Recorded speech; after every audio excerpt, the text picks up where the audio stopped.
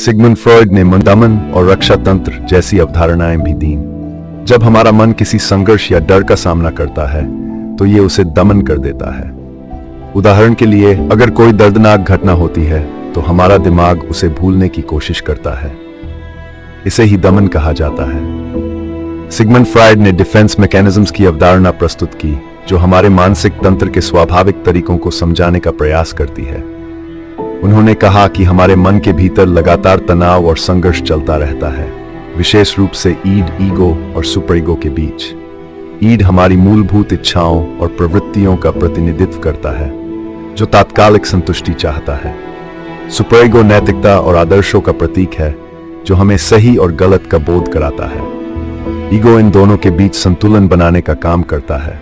जब ईगो पर बहुत अधिक तनाव होता है तो वह डिफेंस मैकेनिज्म्स का उपयोग करके मन को स्थिरता प्रदान करता है। डिफेंस मैकेनिज्म्स अवचेतन स्तर पर काम करते हैं और हमें उन भावनाओं, इच्छाओं या स्थितियों से बचाने की कोशिश करते हैं जिन्हें स्वीकार करना कठिन होता है। यह प्रक्रिया स्वाभाविक होती है और कई बार हमें इसका एहसास भी नहीं होता। हालांकि लंबे समय तक इन तंत्रों का उपयोग मानसिक स्वास्थ्य के लिए हानिकारक हो सकता है।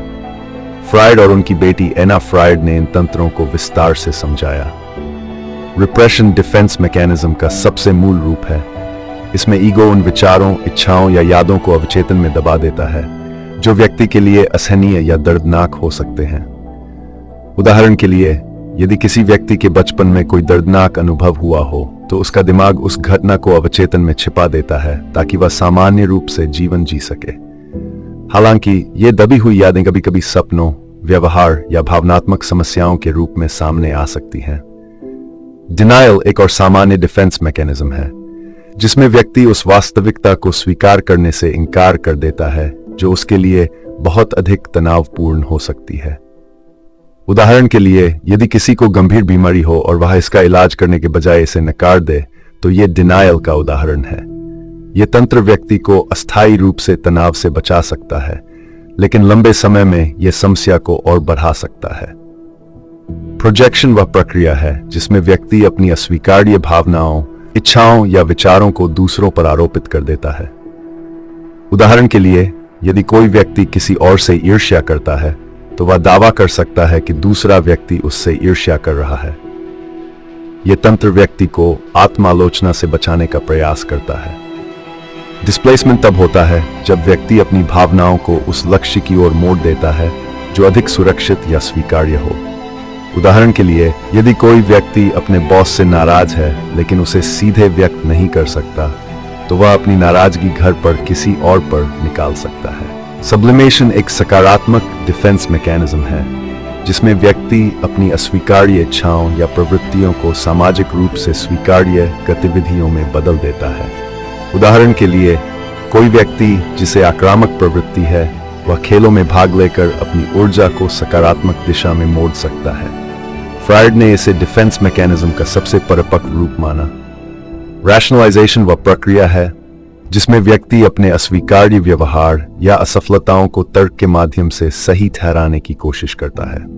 उदाहरण के लिए, यदि कोई छात्र परीक्षा में फेल हो जाता है तो वह यह कह सकता है कि परीक्षा का पेपर बहुत कठिन था, बजाय इसके कि वह अपनी तैयारी की कमी को स्वीकार करे।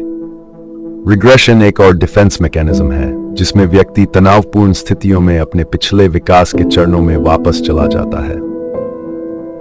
उदाहरण के लिए, एक वयस्क जो अत्यधिक तनाव का सामना कर रहा है वह बच्चा जैसा व्यवहार करने लग सकता है, जैसे रोना या जिद करना। यह तंत्र व्यक्ति को अस्थायी रूप से सुरक्षा और आराम का अनुभव देता है। फ्रॉयड ने इन तंत्रों को हमारी मानसिक संरचना का एक महत्वपूर्ण हिस्सा बताया। उन्होंने यह भी कहा कि इनका उपयोग अस्थायी रूप से हमें तनाव और चिंता से बचाने के लिए फायदेमंद हो सकता है। हालांकि यदि कोई व्यक्ति लंबे समय तक इन तंत्रों का उपयोग करता है तो यह उसकी वास्तविक समस्याओं को सुलझाने में बाधा बन सकता है। डिफेंस मैकेनिज्म हमें यह समझने में मदद करते हैं कि हम कठिन परिस्थितियों में अपने मनोवैज्ञानिक संतुलन को कैसे बनाए रखते हैं।